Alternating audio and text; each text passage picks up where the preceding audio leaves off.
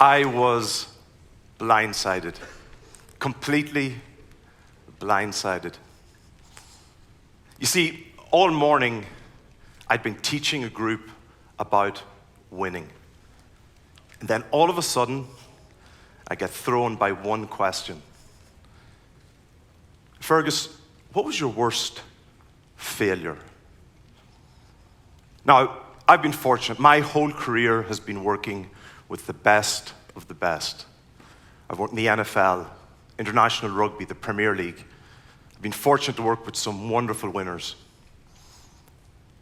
But this group, this wasn't a group of people whose names you would easily recognize, because I was standing in front of a group of real superstars speaking to 20 of the world's most highly trained special forces operators.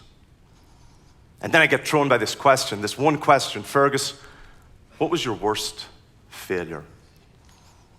I'll be honest with you, for a split second, I looked to see where the door was to see, and then I realized, no, you're not going to get out, you're not going to get too far. And the other problem was, this story, I hadn't actually shared it with any stranger. This was the story I shared. I was working with the University of Michigan football team. I'd been on a short vacation, came back, and I get a text message from a friend. Hey, Fergus, you need to check this out. So I click on the link, and I find my job advertised online. So I had two roles. I was director of performance over strength and conditioning, sports science, and a director of operations over logistics, flights, whatever. So in sport, look, anything can happen. You work at the pleasure of the head coach. I go to find the head coach, and the athletic director find out what's going on. The athletic director says, look, leave it with me, I'll get back to you. I head home, and I wait, and I get a text message about 40 minutes later, hey Fergus, we're going to move your office. We'll find you in your office in a few days. Can you just gather up your stuff? So I do. I move home, and I wait. And I wait. And I'll be honest with you, at the very beginning, I was actually delighted to get a break, because it's long hours, it's 7 days a week. When everybody else is off for the weekend, you're on. So I wasn't too worried at the start, but by the time it got to the end of the first week, I was getting restless. I solve problems, that's my job. I help others do great things. I didn't have anything to do. I started to get a little bit worried. So at the start of the second week, I reached out to find out what's going on, but I can't get an answer. By the start of the third week, still haven't heard anything. Now, in the back of your mind, you're thinking, look, relax. People are busy, they got stuff to do. You're going to get an email tomorrow morning, and you're going to feel so stupid for all the worrying. But by the end of the by the end of the third week, my mother would be so proud. I had the cleanest apartment in all of Michigan. And, oh, by the way, one other thing. I'm Irish, in case you haven't noticed. And look, Irish people are known for many things. A great sense of humor, charm, all that. But one thing Irish men are not particularly known for is sharing our feelings. So when I would talk to my parents, they're thousands of miles away. I didn't want to worry them. I didn't burden them. My girlfriend, she knew what was going on, but I didn't want to tell her exactly how badly it was worrying me. She had stuff going on in her life. And anyway, I'm the person who's there to help others. I'm there to support others. That's my job. But by the time it got to 4 weeks, sitting at home waiting, I was starting to struggle. I didn't want to admit it. I kept trying to push through. But I realized finally I had to talk to someone. And the moment I realized it, I remember clearly, it was 4:30 in the morning. I'm on my third Moscow Mule, like trying to switch my brain off. And I'm watching Keeping Up with the Kardashians. But I'd made my mind up. Tomorrow morning I was going to speak to someone. I get in my car, I drive to my girlfriend's house, 3 blocks away. But I crash, I'm way over the limit, I crash, and I'm arrested. It gets worse. At the hospital, I'm dazed, confused. I feel something on my finger. I try to knock it off. It's a sensor, of course. The nurse tapes it on, and I try to take it off as she's drawing blood. She thinks trying to attack her. So now I have a DUI and an assault charge.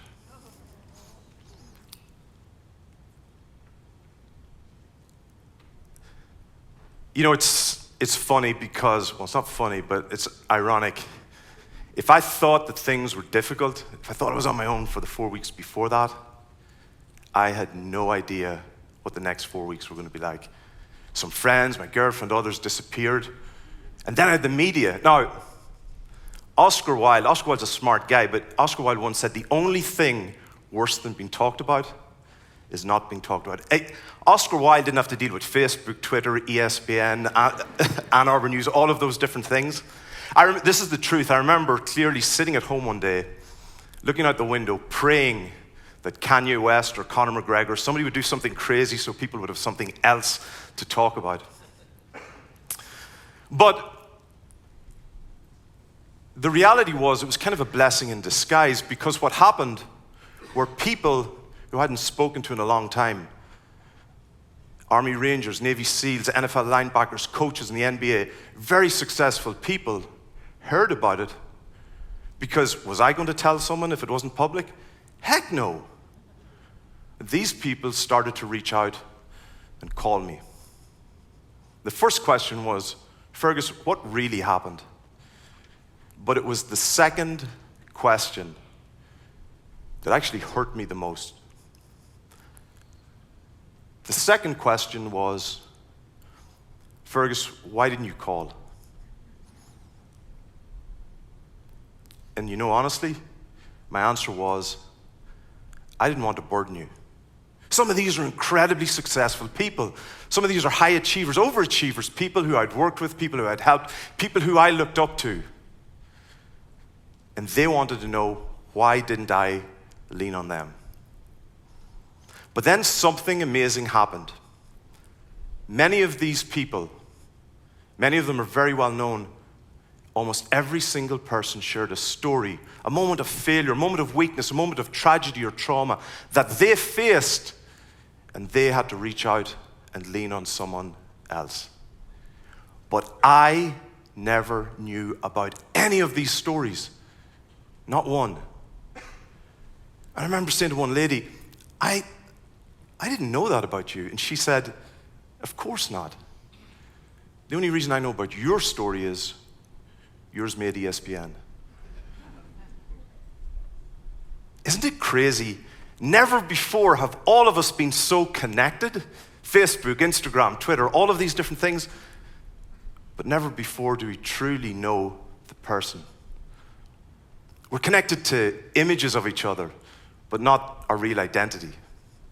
That was the first lesson I learned. But the second lesson I learned from all of these successful people was they were successful not in spite necessarily of what happened, but because of it, because they learned from it. They ran, to use one of the phrases, one of the guys, they ran to the gunfire. They faced the problem, they faced the challenge, learned from it, became better.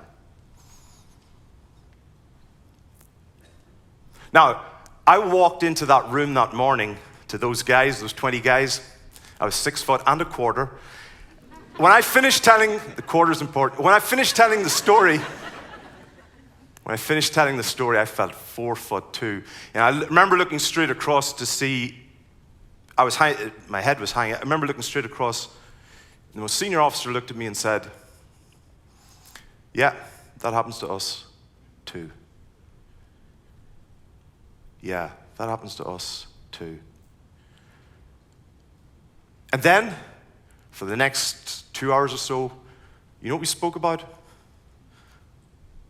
Dogs. Well, sheepdogs. Sheepdogs, you see, protect people. Guard dogs protect property. Sheepdogs protect people. Let me explain. There are 3 types of people in our lives. There are sheep. Those people who are precious to us. Not because they are weak, but because we love them. Their family, our kids, our parents. They're no threat to anybody. And in wider society, it's the elderly neighbor you check in on. Or it's that wonderful kid with special abilities that makes you smile every day. Those are the sheep in our lives. And then there are wolves. Sure, there are narcissists, bullies, whatever, but the wolf is also a metaphor for a tragedy or a trauma that will visit every single one of us at some stage. And then there are sheepdogs. There are many different types of sheepdogs. There are wolfhounds, like were in the room that day, brave men and women who go and do dangerous things that keep us safe. And then there are lots of other types of sheepdogs, border collies and all different types. But sheepdogs care for and look after the sheep. But sheepdogs aren't perfect. I'm not perfect. If anything, I'm perfectly imperfect. But sheepdogs are authentic. They have strengths, they have limitations, but still they go, they care, they look after other people.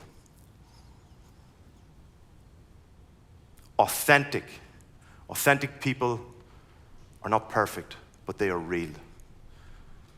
Perfect people aren't real. And as one of the guys in the room that day said to me, he said, Fergus, remember this. The greatest strength of a sheepdog is its willingness to look after, care for others, but sometimes that can be its greatest weakness.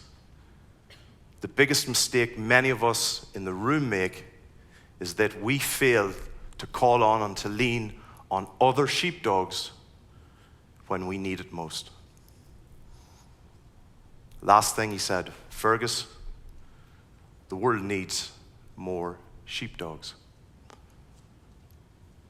Now, a few months later, I'm sitting at home and I get a call. I'm due to go back, waiting to figure out the date. So one of the guys on the phone, Fergus, you got a minute? Yeah, sure. Hey, you remember when you were with us a few weeks ago and you were talking about, the different stages, 3-4 weeks? I said that, so I'll never forget it. He said, have you got a minute? I'm going through something. I need to lean on a sheepdog.